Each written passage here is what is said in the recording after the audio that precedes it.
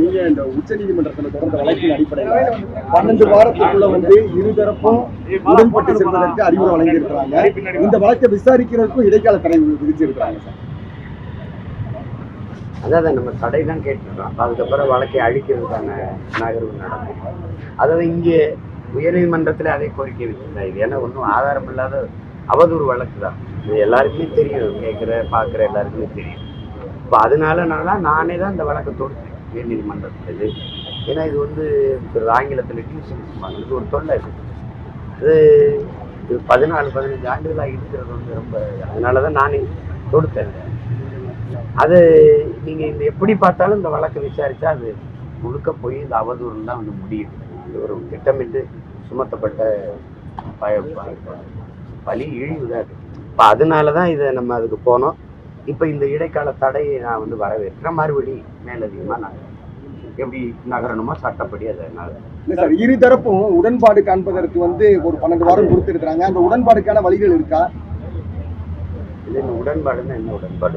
ஒன்றும் இல்லை. அதாவது அடிப்படையில இதை 2 பேரும் தீர்த்துக்கலாம் அப்படின்னு நீதிபதிகள் கோட் பண்றாங்க. அதை வாய்ப்பு இருக்கான அதுக்கு வாய்ப்பு இல்லை, தேவையில்லை. அவருடைய கோட்பாடை திருமணமே பண்ணிக்காத. நான் சொல்லலை இதை. நீங்க ஐயா வீரமணியே அதை சொல்லிட்டாங்க. பாசம் காட்டுறதுக்கு பிள்ளை வேணும்னா அதுக்காக யாராவது கல்யாணம் பண்ணிப்பானா, கொண்டாடிப்பானா? தேவைன்னா போயிருந்தா அதுக்காக ஒரு தூக்கி சுமந்துக்கிட்டே இருக்கணுமா அப்படின்னு அவர் தான் சொல்றாரு. திருமண உறவே இருக்கக்கூடாதுன்னு. ஆனா நீங்க ஏமாத்திட்டு எப்படி போறது? நீங்க திருமணம் பண்ணணும். இப்போ உங்க கோட்பாட்டுக்கு நீங்க பாத்தீங்கன்னா இப்போ உங்களாலே அதை தாங்கிக்க முடியும். கற்புனே ஒண்ணு கிடையாதுங்கிறது. கற்புனே ஒண்ணு கிடையாதுங்கிறது. நீங்க என்ன பண்றீங்க? கற்பப்பையே வேண்டாம்ங்கிறாரு. நீங்க அது கற்பை அடிச்சுட்டாரு. இதெல்லாம் சொல்றது யாருன்னு பாருங்க. அதே பெரியாரியவாதிகள் தான், பெரியாரிய பக்தர்கள் தான். திருப்பி என்ன நீங்க இது என்ஜாய்மெண்ட் வித்தவுட் ரெஸ்பான்சிபிலிட்டி இருக்கீங்க. அதான் அவர் தான் சொன்னாருன்னு சொல்றீங்க. ஆனா ரெஸ்பான்ஸ் இருக்கணும்ன்றீங்க. இதுக்கு சோரட்டி ஒட்டிக்கிட்டு எவ்வளவு கேவலமா ஆயிடுச்சு பாருங்க இந்த தத்துவம். அதை தான் நம்ம எதிர்க்கிறாங்க. சமீபத்துல திராவிட கட்சிகள் மேலதான் உங்களுடைய கோபம் இருக்குது. ஆனா நேற்று மார்க்சிய கம்யூனிஸ்ட் கட்சி மேலேயும் நீங்க மார்க்சிஸ்டுகள் அந்த கம்யூனிஸ்ட் கட்சிகள் நீங்க எப்படின்னா நீங்க அன்னைக்கு காம்ரேட்டா இருந்தீங்க, இன்னைக்கு கார்பரேட்டா மாறிட்டீங்க. நீங்க எந்த பொது பிரச்சனைக்கு களத்துவீங்க? நீங்க பேசணும்னா அண்ணா பல்கலைக்கழகத்துக்கு பேசிட்டு அந்த பாலியல் வன்கொடுமைக்கு பேசிருக்கணும், பொள்ளாச்சி பாலியல் வன்கொடுமைக்கு பேசிருக்கணும், தங்கச்சி ஸ்ரீமதி வடக்கி பேசியிருக்கணும். ஒரு 9ஆம் படிக்கிற பிள்ளையை ஒரு 4 ஆசிரியர்கள் சேர்ந்து அது வலுக்கட்டாயமா உறவு வச்சு கற்பமாக்கிட்டு பேசியிருக்கணும். 3 வயசு பிள்ளைய மயிலாடுதுறையில் அது வன்கொடுமை செஞ்சு காயப்பட்டுக்கிறத பேசியிருக்கணும். மனநலம் பாதிக்கப்பட்ட பெண்ணை 7-8 பேர் சேர்ந்து வன்கொடுமை செஞ்சதை பேசியிருக்கணும். நாடங்கள் இந்த மாசத்துல மட்டும் 26க்கு மேற்பட்ட இந்த பாலியல் பிரச்சனைகள் வரும்போது அதுக்கு பேசியிருக்கணும். எந்த பிரச்சனைக்கும் பேசாம இதுல பேசும்போது நீங்க நீதிமன்றமே சொல்லாத போது நீ பாலியல் குற்றவாளின்னு எப்படி ஒரு பொறுப்பு மிக்க மாநில தலைவர் பேச முடியும்? ஒரு செயலாளர் எப்படி சொல்றது? ஐயா சண்முகத்து மேல எங்களுக்கு மதிப்பு இருக்கு. வாச்சாத்தி அந்த வன்புணர்வுக்கெல்லாம் அவர் எழுத்து போராடினாருங்க. நீங்க எப்படி எல்லா நீதிமன்றமும் நேற்று கேரளாவில் தீர்ப்பு என்ன? ஒரு பெண் சொல்வதாலேயே அப்படியே அதை ஏற்றுக்கொண்டு தீர்ப்பு படிக்க முடியாது, விசாரிக்கும். ஒருவேளை இது சொல்லப்பட்டது போயினா புகார் செலுத்தியவருக்கு கொடுத்தவர் மேலே அவருக்கும் அந்த தண்டனை கொடுக்கணும்னு இருக்குது. அப்ப நீ விசாரிக்கவே இல்லாம நீ குற்றவாளினா என்னை அவப்பேர் ஏற்படுத்தி என்னை இழிவை சுமத்தணுங்கிறத தவிர உன் நோக்கம் தப்பாரு. அப்ப நீங்க எப்படி நீங்க இந்த நாடங்கள் நடக்கிற பாலியல் வன்புணர்வு இந்த சித்திரவதைக்கு எதிர்த்து உங்களுடைய மாதர் சொந்தம் போராட பிப்ரவரி 28 அறிவிச்ச போது அந்த போராட்டத்துக்கு அனுமதி தராம வீட்டு சிறையில எல்லாரையும் குறிப்பா திண்டுக்கல்ல எல்லாரையும் இருந்த முதன்மை தலைவர்கள் எல்லாம் உள்ள சிறைப்படுத்தினதுக்கு நீங்க என்ன சொல்ல வரீங்க? போராடவே அனுமதிக்கீங்க. அண்ணா பல்கலைக்கழகத்துல அந்த தங்கச்சி பாதிக்கப்பட்டதுக்கு நான் முதல்ல போராட்டத்தை அறிவிச்சு வள்ளுவர் கூடத்துக்கு அனுமதி தரல. மீறி வரும்போது என்னை இறங்கும் போதே அப்படியே வண்டியில இருந்து என்னைய விடுங்க. அம்மா அந்த சௌமியா அன்புமணியை எவ்வளவு கோரமா இழுத்துட்டு போய் அப்படி என்ன நீ ஏற்றி வண்டியில வண்டி. அதே மாதிரி அவங்க குஷ்பு அவர்கள் போராடும் போது ஆட்டு தொட்டியில மதுரையில் அடைச்சது நீங்க பாக்குறீங்க. நீங்க அதை போராடவே அனுமதி தராத அளவிற்கு அந்த இதுல நீங்க தீவிரம் காட்டினா அரசு குற்றவாளியாக தானே இருக்குது. அரசுக்கு இந்த குற்றத்தில் பங்கு இருக்குதுங்கிற ஐயா நமக்கு வர்றதில்ல எதுவும் உங்களுக்கு இருக்கா? அப்ப எப்படி இது அதுல எல்லாம் இந்த மார்க்சிய தலைவர்கள் வந்து உங்களுடைய தியாகம் போற்றத்தக்கது. அது எங்க தாத்தா சிவானந்தத்தோட கம்யூனிசம் செத்து போச்சு, சங்கரையாவோட முடிஞ்சு போச்சு. வாழுகிற ஒரே ஒரு மனித புனிதன் எங்க அப்பா நல்லகண்ணு. நீங்க ஏன் இவ்வளவு தோழர்கள் சேர்ந்து 100 ஆண்டுகளை தொட்டு வாழுகிற அந்த மகானுக்கு நீங்க ஏன் ஒரு கூட்டம் நடத்தல? ஒரு வாழ்த்து கூட்டம் ஏன் நடத்தல? ஏன் இந்த அரசு செய்யல? கம்யூனிஸ்ட கட்சிகளின் தயவுல தானே இருக்குது. இந்த கம்யூனிஸ்ட கட்சி இந்த நாட்டின் விடுதலைக்கு போராடி பெரியார் சிறை சென்ற காலங்கள் எவ்வளவு, பேரறிஞர் அண்ணா சென்ற காலங்கள் எவ்வளவு, ஐயா கருணாநிதி சென்ற காலங்கள் எவ்வளவு, எங்க ஐயா வாழும் இன்னைக்கு மகாத்மா இருக்காருல்ல நல்லது, அவனுக்கு சிறை சென்ற காலங்கள் போனாரா இல்லையா? வீச முடிய புடுங்கினானா இல்லையா? சுருட்டால சுட்டானா இல்லையா? அப்பவும் இந்த விடுதலை போராட்டம் விலகாம நின்ற மகன் வார்டு கவுன்சிலர் பதவி அனுபவிச்சது உண்டா? யாராவது சொல்லுங்க.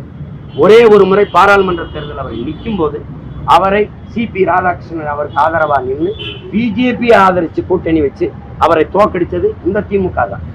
இன்னைக்கு இருக்கும்போது அரசு விழாவா எடுத்து இந்த கருணாநிதி ஐயாவுக்கு 100ஆண்டு விழாவை ஓராண்டு கொண்டாடுகிற நீங்கள் 100 ஆண்டை வாழுகிற காலத்தில் தொட்ட ஒரு மாபெரும் தலைவனுக்கு ஒரு 100ஆண்டு விழாவை வந்து வாழுகிற காலத்தில் எடுத்து அரசு விழாவை எடுத்து பாராட்டக்கூடாதா? நீங்க பாருங்க, என்னைய பாருங்க, இங்க கம்யூனிஸ்ட் தோழர்கள் எங்க நீங்க செய்யல.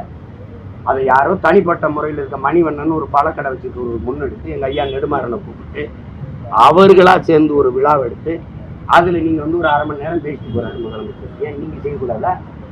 இவ்வளவுதான் உங்களுக்கு மதிப்பு இருக்கு. 90 இடம் வச்சு எதிர்கட்சியா இருந்து நீங்க 60 இடத்துல இருந்து 12 இடத்துக்கு குறுகி 6 இடத்துல வந்து நிக்கிறீங்க. எம்ஜிஆர், ஜெயலலிதா, ஐயா கருணாநிதி இவங்கெல்லாம் இருக்கும்போது நீங்க பெற்ற விழுக்கா 12 சீட்டு, இன்னைக்கு 6 சீட்ல வந்து நிக்கிறீங்க. எல்லாத்தையும் புரட்சி போராட்டம் அதெல்லாம் வறட்சி ஆக்கிட்டீங்க. எங்க இருக்கு? நீ இதுல வந்து குரல் கொடுக்கும்போது அப்ப வருமா? நான் அந்த தத்துவத்தை பிடிச்சு வளர்ந்தேன், உங்க கூட நின்று பல ஆண்டுகள் பயணிச்சேன். மதிப்பு இருக்குது, மார்க்சியம் இருக்கு. எங்க மார்க்சிய தோழர்கள் எங்க? அந்த வீரர்கள் எங்க? அந்த தலைவர்கள் எங்க? தத்துவம் பிடிக்குது, தலைவர்கள் பிடிக்கல. உங்களுக்கு தலைவர்களின் தலைவர்களை பிடிக்காம இருக்கு, நேசிக்கிறேன். செயல்பாடுகள் தவறா இருக்குன்னு சொல்றேன். நீங்க அதுக்கும் பேசணும் இதுக்கும் பேசணும். எங்க அம்மா வாசுகிலாம் எனக்கு எதிராக பேசணும்னா தானே நீங்க வாரீங்க. அங்க சீமான் இருக்கிறதுனால தானே பேசுறீங்க. நான் கேட்கறதுக்கு பதில் சொல்லுங்க. மும்மொழி கொள்கையில உங்கள் நிலைப்பாடு என்ன? மார்க்சிய தோழர்களுக்கு காவிரி, கச்சத்தீவு மீட்பு, முல்லை பெரியாற்று உரிமை, நீத்தன் எடுக்கிறது, எந்த இந்த மக்களின் போராட்டங்கள் எல்லாம் சரி. எங்க மலைகளை கற்குவாரிகளா வெட்டி போறதுல, கற்களா வெட்டி போறதுல உங்க நிலைப்பாடு. நீங்க தான் இதையெல்லாம் போராடி நாங்க பார்த்துருந்துருக்கணும். அப்ப நீங்க செய்யலைங்கும் போது வேற வழி என்ன இருக்குது?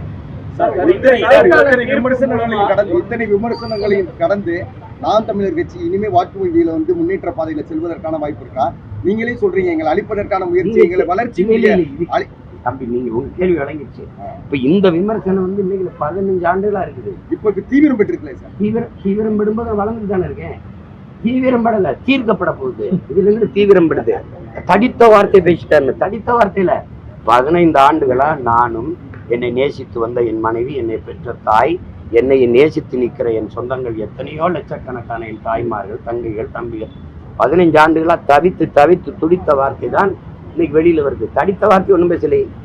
எங்க அம்மாவை கடும் வார்த்தைகளை நான் சொல்ல இது பண்றேன். எங்க அம்மாவை எப்படி அந்த பொண்ணு பேசுதுன்னு எங்க அம்மாவை வந்து இந்த மகனே அந்த மகனே என்னை திட்டும் போது 15 ஆண்டுகளா தாங்கிட்டு இருக்கிறோம் நாங்க. என் குடும்பத்து பெண்களை எங்களை இழிவாக்கும் போது நான் ஒன்றும் அந்த அம்மாவை 15 ஆண்டுகளா நகர்த்தி அதை விடுங்க பேசாதீங்க நான் கண்ணியங்காத்து போனேன். நான் இருக்கிற இடம், நான் நடத்தி போற படைக்கு மரியாதை வேணுமே நான் நகர்த்தி போனோம். ஒரு முடிவுக்கு வர வேண்டியது இருக்குல்ல. இது எவ்வளவு நாளைக்கு இந்த அழுத்தை சுமக்கிறது? அதனாலதான் நம்ம பேச வேண்டியது இருக்கு. நான் பேசிட்டேன்னா அதே திராவிட முன்னேற்ற கழக தலைவர் பெருமக்கள் தோழர்கள்லாம் பேசுறாங்கன்னா அவங்க வாடகைக்கு வாங்கி வச்சிருக்கிற வலையொலி தலைவர்கள் அவர்கள்லாம் பேசுற வார்த்தைகளை பிடிங்க. உங்களுடைய கட்சியில் இருக்க முதன்மை பேச்சாளர்கள் பேசுறதை கேளுங்க. குறிப்பா அந்த பொண்ணு எங்க குடும்பத்தை பத்தி பேசுனது, என்னையை திட்டும் போதெல்லாம் என் தாயை இழுத்து பேசுவதை நீங்க பாருங்க, கேளுங்க. வேணா வலையொலியில கேட்காம இருக்க மாட்டீங்க. அதுக்கெல்லாம் என்ன, அந்த பொண்ணுதான் பெண்ணு, என்னை பெற்ற தாய் பெண் இல்லையா, என் மனைவி பெண் இல்லையா? அதையெல்லாம் நீங்க பார்த்து பேசணும். நாங்கள் நாகரிகமற்றவர்களோ பண்பாடற்றவர்களோ அறம் மீறுவர்களோ கிடையாது.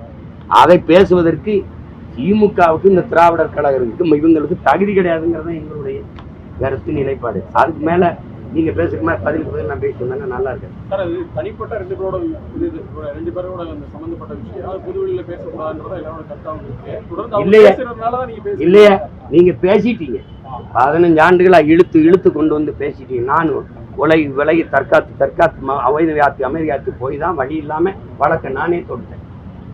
நான் எங்க நீங்க அப்படி இல்லையே. ஏன்னா இந்த செய்தியில இப்ப நான் எத்தனையோ மக்கள் போராட்டத்துக்கு மக்கள் பிரச்சனைக்கு போராடி இருக்கேன், சிறைக்கு போயிருக்கேன், எவ்வளவோ வழக்குகளை வாங்கியிருக்கேன். இந்த நிலத்துல என்ன அளவுக்கு மக்களுக்காக பேசி வழக்கு வாங்கினவன் எவனும் இருக்க முடியாது. அவ்வளவு இதை பண்ணும்போது நீங்க அதையெல்லாம் காட்டாத, செய்திகளுக்கு காட்டாத முன்னுரிமையை இது காட்டி. நேற்று தென்காசியில அவ்வளவு எழுச்சியான ஒரு மக்கள் திரள். நான் என் மலைகள் களவு போறதுக்காக பேசுறேன். அதையெல்லாம் யாரும் அவ்வளவு குறிப்பா செய்தி எடுத்துட்டு போகல. அது எடுத்துட்டு போகல. திட்டமிட்டு பண்றாங்க. இப்படி கேள்வி கேட்டா நான் என்ன சொல்றது? இன்னும் உங்களுக்கு ஐயா இருக்கா? அதுல திட்டமிட்டு ரொம்ப நாளா திட்டமிட்டு இதுக்குன்னு பல பேரை வேலைக்கு போட்டு இதுக்குன்னு பல அதிகாரிகளை போட்டு இது மேல சொல்லணுமா? அது நடக்கும். திமுக தடை மூலமா விஜயலட்சுமிக்கும் அரசுக்கும் என்ன சொல்ல அப்புறம் பேசுவோம். திமுகவுக்கு சீமானை பற்றி வந்து குற்றம் சாட்டுற வந்து விருப்பம் இல்லை, எங்களுக்கு வேலை இருக்கு அப்படின்னு சொல்லி அமைச்சர் அறுபது. நீங்க ஒரு தூசுன்னு வேற நாங்க இந்த வழக்கை நினைச்சிருந்தா எப்படி வேணா திருப்பி இருக்கலாம், மாத்தி இருக்கலாம் நினைச்சுதான் திருப்பி கொண்டு வந்திருக்காங்க. நினைக்காம எவ்வளவு தூரம் நடக்குது? அதெல்லாம் இல்லை. அவங்களுக்கு ஒரு வேலை இல்லை. திருடுறது, எப்படி மக்களை ஏமாத்துறது, அதை பத்தி சிந்திக்கிறது தான். இப்ப இந்த இதுல எப்படி இப்ப பாருங்களேன், இந்த நிதிநிலை அறிக்கை வரும்போது எப்படி வருதுன்னு மட்டும் பாருங்க.